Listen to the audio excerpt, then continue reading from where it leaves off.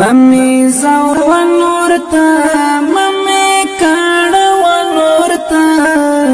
ژوند دیستو مان دکرم ممی د دې ځمکې نه مې دکان ته کی نو دا به زما سره د هغو یو الله طرفه یو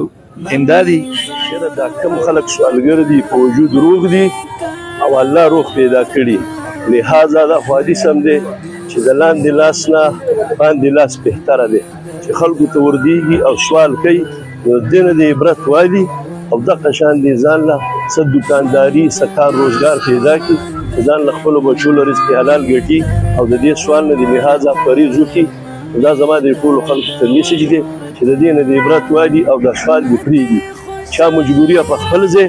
لہذا چې ده ته وګوري هر سړی دغه شان رزق حلال ځان له معمولي روزګار شروع کړي نو هغه به بهتره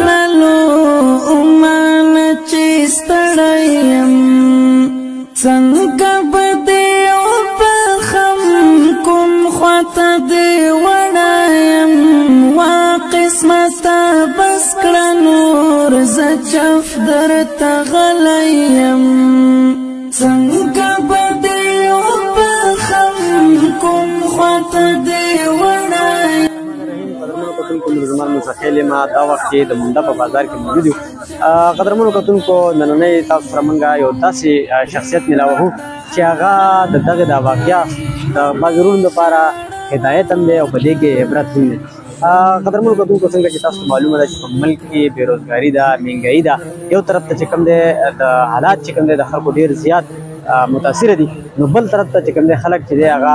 د یو ستونزو سره مخ دي په دغه حواله زموږ سره دلته یو شخصیت داسې دی چې هغه په دواړو خوا معذوره دی د هغه سره میلاو موږ سره ممی درد و نورتا ممی درد و نورتا ژوند ډېر ستومان دکړم ممی درد و نورتا ممی درد و نورتا یو لحظه دې نکړم ما ژوندونه زه خوشحال ګرځم د مجنون په شان داسې سوی زما دی حال سره خپل تعارف وکړئ او بنیادي کلم د کوم ځای دی زما نوم بخبیدار دی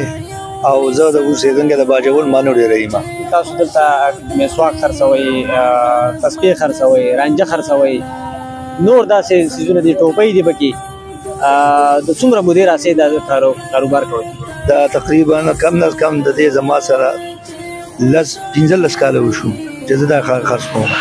څومره آمدن تاسو ته راځي بچیان دي څومره دي ګزاره پې کېږي زما الحمدلله بچیان مې چې کوم دي زما شپږ بچي دي او کم از کم دغه 300 روپۍ 200 روپۍ ورځ پاتې کېږي 300 روپۍ په نن سبا وخت کې ستاسو په هغه کور هغه نغرې پې بلیږي نو بس الحمدلله په هر یو حالات باندې د الله نه صبر پکار دی نو بس چې گزاره کې نه کېږي هغه خلک چې هغه اکثر سوال کوي د خلکو نه غواړي خلکو ته لاس نیسي څه به وایي د هغه باره کې زه د هغو په باره کې دا خبره کومه چې رزق وعده الله کړې ده تاسو محنت کوئ او د محنت پیسه چې کوم ده دا خوږه ده او کوم څنګه چې سوال کوي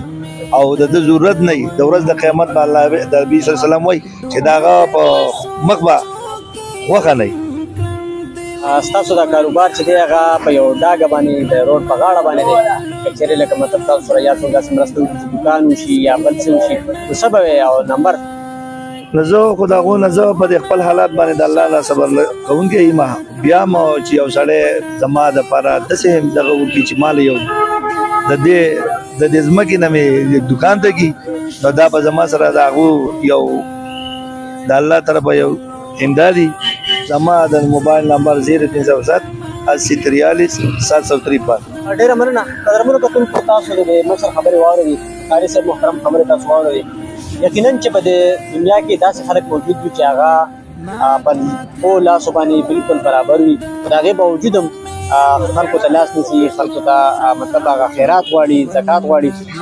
دا خلکو لپاره دا یو ډېر عبرت او هدایت هم دی زمونږ هغه ورونو ته دا درخواست دی چې لږه ډېره د حلال رزق ګټل دا د خپل بچو لپاره په دې کې برکت هم وي او دا چې کوم دی د خودداري هم نه. پروګرام سره ته رسېدات راکوي. د الله په امان.